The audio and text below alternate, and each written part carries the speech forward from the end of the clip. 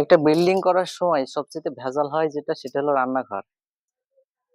তো একটা বিল্ডিং এর সৌন্দর্য কিন্তু একটা রান্নাঘর, একটা সিঁড়ি, একটা হল রুম। তো এই যত ভুল হয় রান্নাঘরে গিয়ে। তো চলুন আমরা আজকে একটা রান্নাঘর দেখাবো আপনাদের যে আমরা রান্নাঘরটা কিভাবে সাজিয়েছি। তো চলুন দেখে আসি। তো দেখেন আমরা যে রান্নাঘরটা করেছি, এই রান্নাঘরের আয়তনটা হলো, সর্বপ্রথম আমরা আয়তনটা মেপে নিই। আয়তনটা হলো 7 ফিট। 7 ফিট বাই, দৈর্ঘ্যটা দেখি কত ফিট আছে।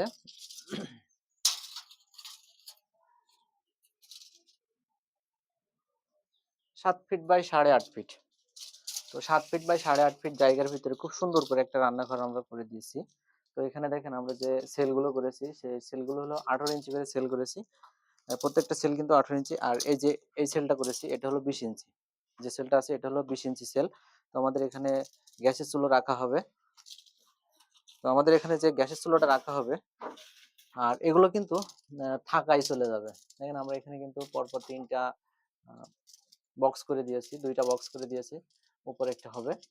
তো এই যে এই জায়গাগুলো, মেন সৌন্দর্য হলো কিন্তু এই যে যে সেলগুলো, এই সেলগুলো যদি সুন্দরভাবে না দেয়া হয় তো আপনারা কিন্তু রান্নাঘরটা সুন্দর মানাবে না। আর আমরা প্রথম সেল যেটা, সেটা কত ইঞ্চিতে দিয়েছি?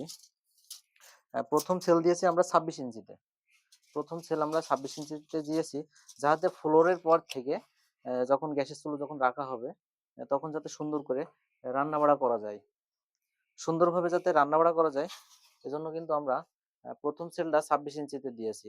অনেক সময় দেখা যায় যে যদি উচ্চতা বেশি হয়ে যায় সেক্ষেত্রে কিন্তু অনেক রান্না বাড়া করতে গিয়ে অনেক সমস্যা হয়ে যায়। আর যে আমরা যে এই সেলগুলো ব্যবহার করেছি এই সেলে আপনি বিভিন্ন রকম জিনিসপত্র, থালা বাসন, হাঁড়ি কড়াই এগুলো আপনি রাখতে পারবেন। যে সেলগুলো রাখা হয়েছে এখানে আপনি এই যে বক্স করা হয়েছে এখানে আপনি গ্লাস দিতে পারেন। যদি চান যে আপনি থাই গ্লাস ব্যবহার করবেন, থাই গ্লাস ব্যবহার করে বক্স করে দিবেন, তাও দিতে পারেন। আবার যদি বলেন যে না আপনি কাঠ দিয়ে ডোর করবেন, তাও দিতে পারেন, বক্স করবেন। আবার যদি বলেন না আপনি উন্মুক্ত রাখবেন, সেটাও করতে পারেন। তো মূল বিষয় হলো যদি আপনি এখানে যদি থাকাগুলো যদি সুন্দর করে করেন, এপাশে আপনার গ্যাসের চুলো থাকবে, তারপরে সাইডে আপনার সিঙ্ক বসবে। তো সেই ক্ষেত্রে কিন্তু রান্নাঘরটা সুন্দর মানাবে। আর আমাদের এই রান্নাঘরটা সম্পূর্ণ সরাসরি হল রুমের সাথেই। তো এখান থেকে বের হয়েই কিন্তু রান্না-বাড়া করে এখান থেকে কিন্তু এখানে ডাইনিং টেবিল বসানো হবে। এখানে যে জায়গাটা দেখতে পাচ্ছেন এই জায়গাটায় কিন্তু ডাইনিং টেবিল থাকবে। এখান থেকে রান্না-বাড়া করে নিয়ে এখানে দেবে। অনেক সময় দেখা যায় যে ডাইনিং রুম ছাড়া কিন্তু রান্নাঘরটা অনেক দূরে হয়ে যায়। তো সবসময় চেষ্টা করবেন যে বিল্ডিং এর যে রান্নাঘর আর ডাইনিং রুমটা পাশাপাশি রাখার জন্য।